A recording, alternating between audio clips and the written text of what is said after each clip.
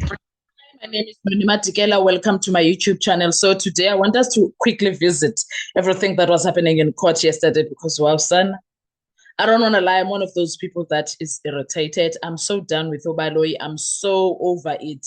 I can't. I honestly can't. It's annoying. It's annoying as F in the Nzekakla courtroom. But guess it is what it is. So what we are witnessing in that courtroom right now is not even a cross-examination. I don't even know what to call it because it's quite disturbing, to say the least. Okay. So when a case stops being about evidence and starts being about survival, this happens. What is happening there is a case that is about survival because I don't know. The Senzo Mewa trial has never, we know that it's a Senzo Mewa murder trial, but now it looks like it's for people that want to survive whatever they are running away from. Because in that courtroom right now, what we are seeing, we're not seeing cross-examination. We are seeing Baloyi trying to save whatever that he is saving, Namandias. And the power that is shifting is quite astonishing in that courtroom. Because what we see Baloyi doing is not just some random things, guys. It can't be random. There is something going on behind the scenes that we don't know. It's calculated what he is doing. It's deliberate. And it looks like it's something that makes sense to his people, his minions, not us who don't understand. But because when you don't have a clean link to a crime scene, this happens. When you don't have a clean link to the crime scene, this happens. You go after something else if you can't find the exact thing that you are supposed to find. Ubaloyi is struggling to prove his case. Now, because he has nothing, he is empty-handed, he is barehanded. He uyalengisa nkosi yami and akazi naye ukuthi makathini. Yes, we are frustrated, but yena akazi ukuthi makathini. He is busy going after Ntanzi's credibility. Instead of proving Ntanzi was at the crime scene in 2014, his strategy sakhe has become, I'm not trusting anything that you say. But you can't prove where was he in 2014. So what does he do? Baloyi shifts everything now from the murder itself. That's what he has done now. He has shifted everything from the murder itself. We are busy dealing with the arrest of Ntanzi.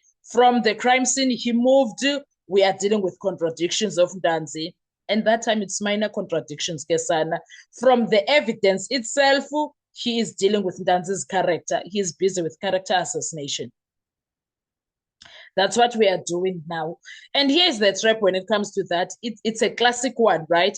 If you can't prove that a witness lied about how they were arrested, how they said before, small details in their story, then you argue they are capable of lying about everything. And that is what Ubaloyi is gunning for right now. Since everything else failed, now he's gunning to make sure Ntanzi is seen as a liar. And yes, that is powerful because in law, a dishonest witness is a dangerous witness. So his goal is simple: break the witness, shake the confidence, expose contradictions, and and let the court lose trust. But here is where things are starting to go wrong for Ubaloyi, and I don't think he realizes that. Because this is about to backfire and then it's backfiring every day. Because instead of Ntanzi collapsing, Bongani Ntanzi goes and does something unexpected. He stands, he answers, he doesn't panic. That's what he does. He doesn't hesitate, he's not confused. He is not relying on Ramsipile for anything. Or Ramsipile are sitting there doing nothing for Ntanzi at this point. He is on his own, he is fighting for his life.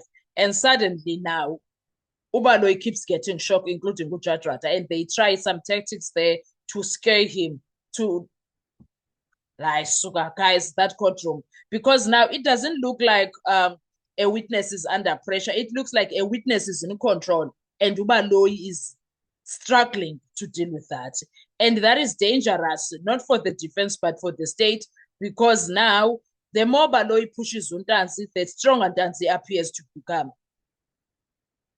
Every time he tries to push Untanzi becomes stronger than before. That is what he is dealing with now.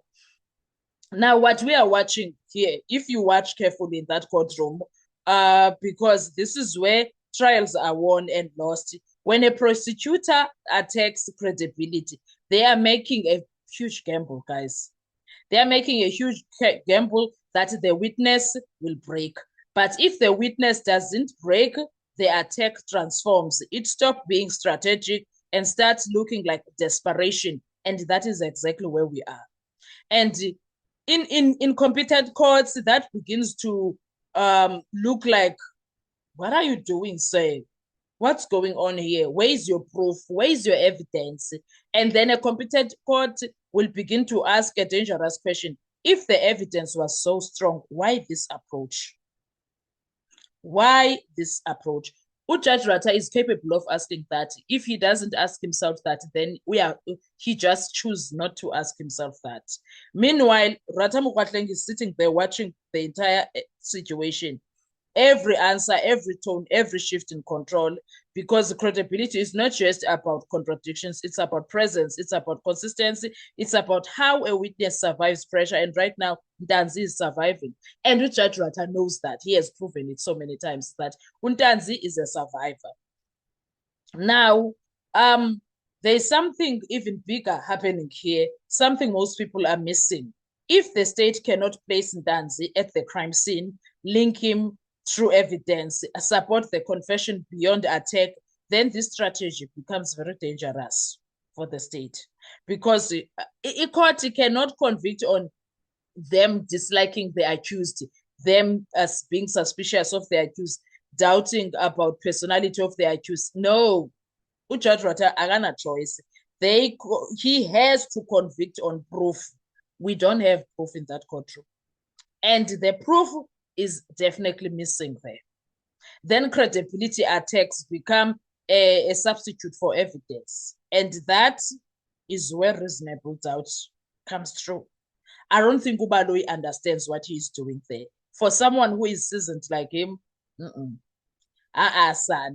So now we ask the real questions. What happens when the state cannot break the witness? What happens when the pressure creates strength instead of collapse? What happens when the courtroom sees confidence instead of fear? Because that's what we are watching in real time in the Senzo Meyiwa case. This is no longer just about a trial this is no longer just about a trial regarding what happened to Senzo Meyiwa back in 2014. This trial is about control. And the state has lost that control, period. I don't care what they say, they have lost control. They can't tell me shit. They've lost control. And right now, that control is there by Ntanzi's hands. And sadly for Estate, everything, Jay, is just falling apart, whether they like it or not. When the state stops proving the case and starts attacking the witness, that's the moment the case starting fighting back. And right now, that is exactly what is happening. The case is fighting back. The case is fighting back. Ubongani Ntanzi is fighting back. Ubongani Ntanzi, the universe is fighting for him. The Almighty. It's just something that looks so divine, because there's no way, son. There is absolutely no way. And there's something about truth and lies. They don't mix. You can try, but they don't mix. I don't know about you, but whatever happens in this case, all I see is that Ubongani Ntanzi has fought a good fight. As a result, I'm so over him and his fighting spirit, not in a bad way. I'm just tired of him sitting in that witness box. I'm just tired of Baloyi going over and over. And I foresee Baloyi finishing this week with Ntanzi the way things are. Because Ubaloyi has not dealt with the confessions itself. Ubaloyi has not dealt with confessions, guys. So I foresee him going over this entire week, going to next week also, the way he continues. It's so, yeah. What are your thoughts when it comes to this? What do you see when you are watching the case? What is the first thing that you think about? What comes to mind? What comes to mind when you are watching? I want to hear from you. Let's talk in comment section. Thank you so much. I'll see you on our next video. Bye bye.